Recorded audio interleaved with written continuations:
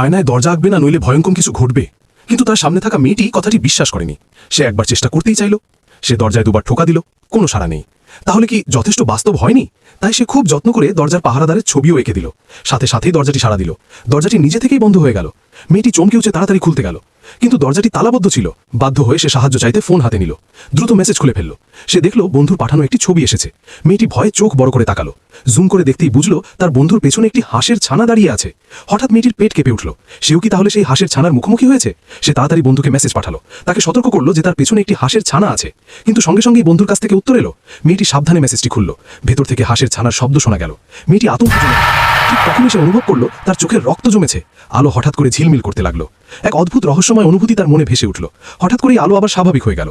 সে দেখল আয়নায় একজন মানুষ দাঁড়িয়ে মেয়েটির দিকে তাকিয়ে আছে। ঠিক তখনই দরজার বাইরে থেকে শব্দ শোনা গেল। মেয়েটি পেছনে ঘুরতেই আয়নায় থাকা লোকটিকে দেখে ভয়ে আটকে উঠল। কি হচ্ছে কিছুই সে বুঝতে পারছিল না।